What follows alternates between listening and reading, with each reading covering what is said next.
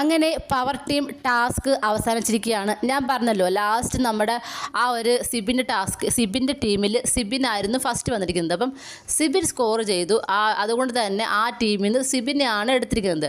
അപ്പോൾ ബാക്കി 3 പേര് ഗബ്രി, സിബിൻ, അതുപോലെ തന്നെ നോറ, ഇവരിൽ നിന്നും സിബിനെയാണ് പവർ ടീമിലേക്ക് വരാൻ വേണ്ടി പവർ ടീംകാർ സെലക്ട് ചെയ്തത്. കാരണം പറയുന്നത് പുറത്തുനിന്ന് വന്നതുകൊണ്ട് തന്നെ ഗെയിമിൽ എന്തൊക്കെ മാറ്റം കൊണ്ടുവരാൻ കഴിയുമെന്ന് സിബിനറിയാം. മാത്രമല്ല ആൾ സ്ട്രോങ് ആണ് എന്നൊക്കെ പറഞ്ഞ് കുറേ കാര്യങ്ങൾ പറയുന്നുണ്ട്. സിബിൻ പറയുന്ന കാര്യം എന്ന് പറയുന്നത് സിബിൻ പവർ ടീമിലേക്ക് വരുവാന്നുണ്ടെങ്കിൽ എല്ലാവരുടെയും മയമായിട്ട് പെരുമാറും, സോഫ്റ്റായിട്ട് കാര്യങ്ങൾ അന്വേഷിക്കും, അധികാരം കാണിക്കത്തില്ല എന്നൊക്കെ പറഞ്ഞു. കഴിഞ്ഞ പ്രാവശ്യം അതായത് സിബിനൊക്കെ വന്ന സമയത്ത് പവർ ടീമുകാരുടെ അടുത്ത് ഇതൊന്നും അല്ല പറഞ്ഞത്. അപ്സരയുടെ അടുത്ത് ഭയങ്കരമായിട്ട് പറഞ്ഞതാണ്, നിങ്ങൾ വലിയ പവർ ടീമുകാരല്ലേ, നിങ്ങൾക്ക് ബിഗ് ബോസിനകത്ത് അധികാരമുണ്ട്, നിങ്ങൾക്ക് എന്തുകൊണ്ട് ശിക്ഷ കൊടുത്തുകൂടെ എന്നൊക്കെ പറഞ്ഞ് ഭയങ്കരമായിട്ട് വീരവാദം ഇളക്കിയ ആളാണ്. ഇപ്പം പറയുന്നത് പവർ ടീമിൽ ഞാൻ വരുവാന്നുണ്ടെങ്കിൽ എല്ലാവരുടെ അടുത്തും മയമായിട്ട് അവരുടെ കാല് പിടിക്കുന്ന രീതിയിൽ സംസാരിക്കും. എന്തൊക്കെയാണ് ഇത്, ഡബിൾ എന്ന് പറയേണ്ടി വരുമോ? എന്തായാലും ഇപ്പോൾ സിബിൻ്റെ ആറ്റിറ്റ്യൂഡ് അങ്ങനെയാണ്.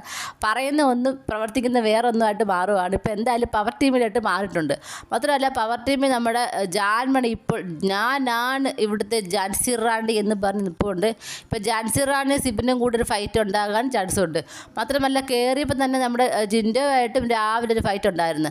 അതുകൊണ്ട് തന്നെ നല്ലൊരു പവർ ടീം ആയിരിക്കുമെന്ന് കരുതുന്നു. നമുക്ക് നോക്കാം ഇനി എന്തായിരിക്കും നടക്കാൻ പോകുന്നതെന്ന്. നിങ്ങൾക്ക് എന്താണ് തോന്നുന്നത്? നിങ്ങളുടെ അഭിപ്രായങ്ങൾ താഴെ കമൻറ്റ് ബോക്സിൽ മറക്കാതെ രേഖപ്പെടുത്തണം. കൂടുതൽ ലൈവ് അപ്ഡേഷനുമായിട്ട് ഉടനെ വരുന്നതായിരിക്കും.